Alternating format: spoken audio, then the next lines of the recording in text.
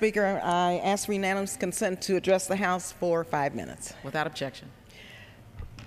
Madam Speaker, I come to the floor today to join my distinguished colleague, Congresswoman Lynn Woolsey, and recognize her for her 300th special order or 5-minute speech on the ongoing war and the occupation in Iraq.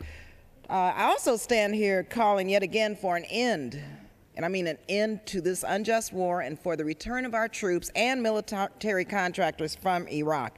Congresswoman Woolsey, let me just commend you for being such an unparalleled leader and a guiding light in Congress for peace, for smart security, and for justice.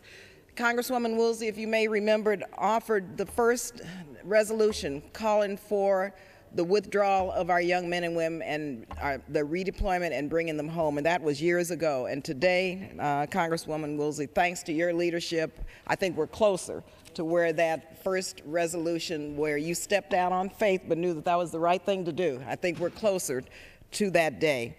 Congresswoman Maxine Waters, founder of the Out of Iraq Caucus, Congresswoman Woolsey and myself co-founded the Out of Iraq Caucus in order to really amplify this important message and the call to action to end this war of choice, and that's what it is. But Congresswoman Woolsey has been the one who's been down here representing us and representing the voices of peace in the entire country each and every day to make sure that she shone light on the untold hazards and costs of the United States military presence in Iraq.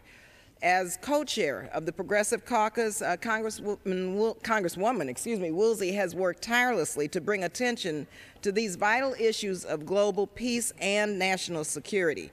And so today, 300 times, this is really an amazing milestone, and so I'm very, very pleased to be able to be with you today, Congresswoman Woolsey. And also just to say, I'm proud that you're my colleague and sister next to my district from the north.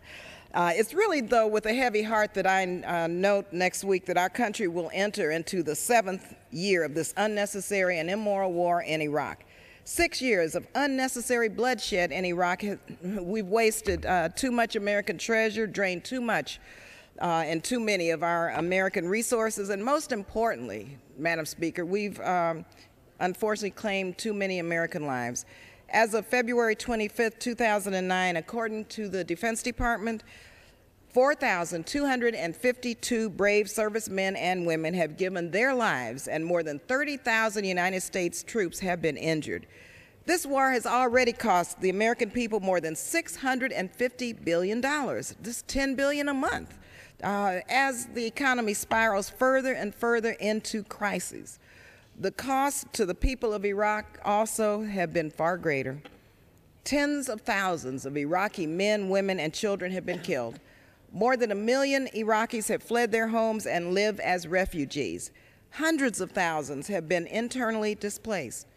As we have watched our federal resources go toward the continuation of violence and strife in Iraq, Congresswoman Woolsey has reminded us over and over and over again, 300 times now, that these are dollars that are not coming back into our communities or toward vital programs to help our neighbors most in need. We have committed more than $500 billion to an occupation that, yes, has undermined our standing and credibility in the world, the enormous costs of which will no doubt be exacted in the physical and economic security of future generations. Of course, we know the simple truth that no unjust war ever produced a just and lasting peace.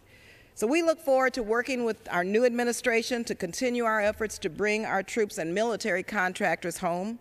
I have to say again to Congresswoman Woolsey, thank you for your unwavering leadership and commitment. I'm truly proud to serve with you in this body. When this unfortunate chapter in American history is written, especially the foreign policy chapter, your consistency and your courage and your resolve before this body will be long remembered. Also, your special order should be acknowledged for their effort in rallying the American people to demand an end to this war and to finally bring our troops home. And so this is a milestone today. Hopefully we won't have too many more 300 times of your sounding the alarm, and that we can bring our young men and women home and begin to really move forward in seeking global peace and security. Thank you, Madam Speaker, and I yield the balance of my time.